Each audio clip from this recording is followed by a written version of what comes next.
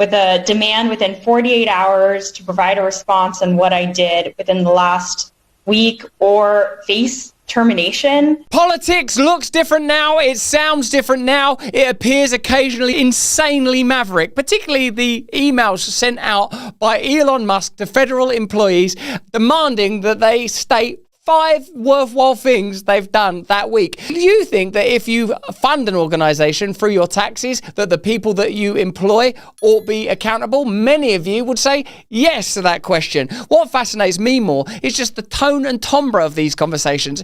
It just seems absurd to me that exchanges like this one could take place. Like, this is how one federal employee responded to Musk's request. Now, we don't know if this is legit or not. Wanted to email what I did last week in detail. Please let me know if you need more information. 1. Suck the biggest D word. Seriously, it's 12 inches long. Got effed by said D word. Best sex of my life. Was going to go back for more. Ate a man's let's call it a pipe, but he said he wasn't gay, so it's fine. Decided to F myself with your BS and came. Yours sincerely, go F yourself, right? So that's sort of like meant to be a it's meant to be a defiant response. But Elon Musk, as it says there, can I see that? But Elon Musk actually just reposts it. We said 5 items, that's only 4. That's a new way of conducting business. That's new. That's extraordinary. Let's have a look at this story in more detail. It's the type of government that the MAGA movement proposed in campaigning.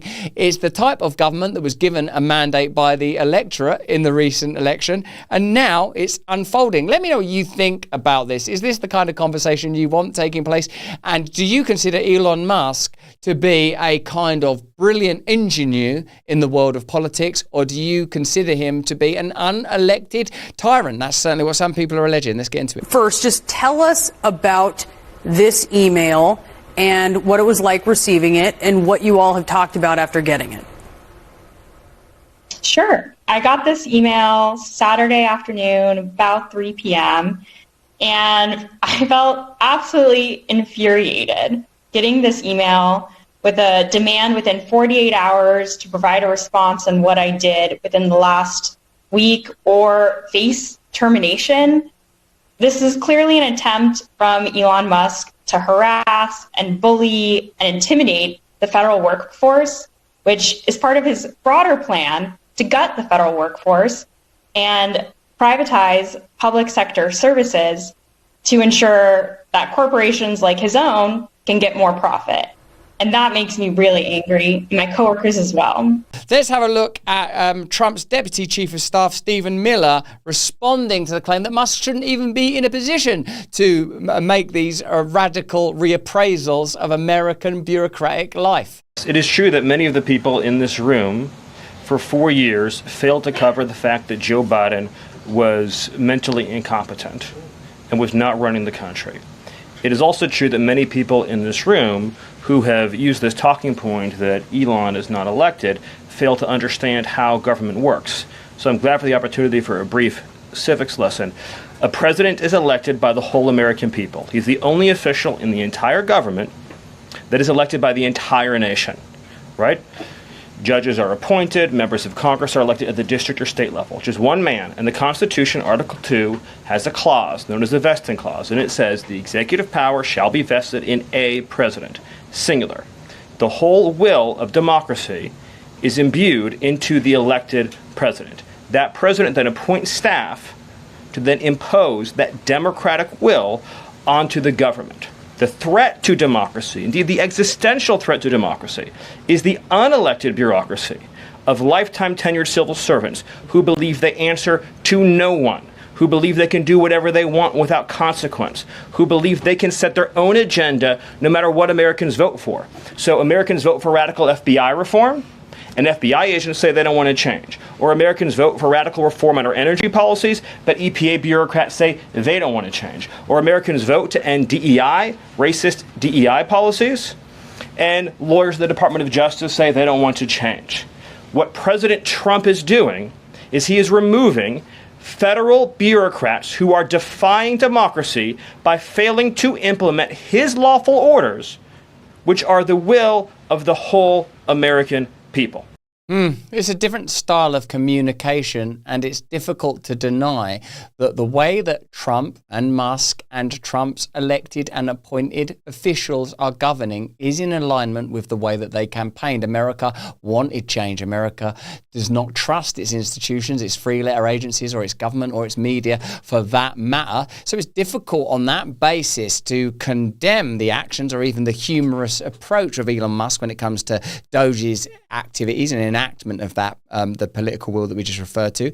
This, though, I'd not heard about before. Tulsi Gabbard saying that there's 100 plus intelligence officials connected to the NSA's secret sex chat room.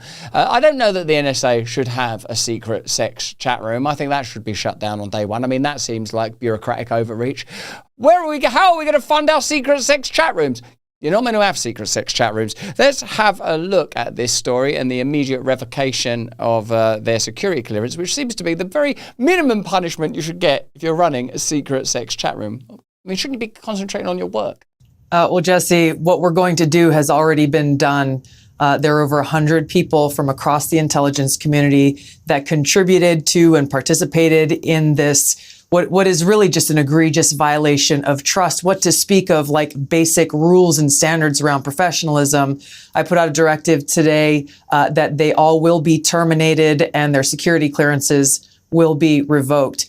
But the thing here, Jesse, is like we got to take a step back because this is just barely scratching the surface. When you see what these people were saying, and thanks to Chris Rufo for putting it all out online, they were brazen in using an NSA platform intended for professional use to conduct this kind of really horrific behavior. And they were brazen in doing this because when was the last time anyone was really held accountable? Certainly not over the last 4 years, certainly not over the last 10, maybe 20 years. When we look at some of the biggest violations of the American people's trust in the intelligence community. So today's action in holding these individuals accountable is just the beginning of what we're seeing across the Trump administration, which is carrying out the mandate the American people gave him. Clean house, root out that rot and corruption and weaponization and politicization, so we can start to rebuild that trust in these institutions that are charged with an important mission of serving the American people, ensuring our safety, security, and freedom. Maybe we are participating in a real-time revolution where figures are entering positions of power and behaving in an unconventional and radical manner. Certainly this is something I can understand and appreciate more easily when it comes to the HHS and the area of American health, because figures like Secretary Kennedy and Dr. Oz appear to me to be the perfect blend of ethical morality and decency, in addition to expertise and a clear agenda to radically change the Health and Human Services Department, which is extraordinarily significant and just a couple of months ago would have been inconceivable. When it comes to something like Doge, so I have like this resistance to even understanding it, because it feels like, you know, you're sacking a bunch of civil servants and government workers, and I feel like, oh God, I find it hard to care about that. But when Elon Musk conducts it in such a sort of playful and prankish manner, even though I feel some sympathy for people that are potentially losing their jobs, particularly if, as some have suggested, it will be in order to replace them with AI, meaning that this kind of unhuman, inhuman, transhuman entity could be replacing the previous bureaucracy. That's obviously a rather dark prognosis offered by some on X, notably David Icke. If that's the direction that things are heading, that's kind of edgy and innovating. But if what we're experiencing is a re-evaluation of the way that the business of government is done, in the way that Tulsi Gabbard described, like just getting rid of people that were not behaving appropriately, or, you know, if this story is, as it seems on the surface, to be about accountability, Elon Musk saying, just tell us 5 things you've done that are worthwhile this week. It doesn't seem to be bad. That's just accountability, particularly as he's got the stones and minerals to deal with it when someone's confrontational and says like, oh, you know, I've been sucking sea. I don't want to say it. You know, I'm trying to be grown up about this. It's a pretty interesting exchange, wasn't it? You know, that he can handle that. What I'm saying is the dynamics of this government appear to be able to present a vision of Gaza that seems garish and vulgar, but would kind of amount to a solution. Look, you can have someone like Elon Musk demanding of people that they become accountable, and when they treat it as a joke, can handle that joke. Even if it's superficial stuff like that, things are changing. The way that government is taking place is changing. The way that the public conversation is taking place is changing.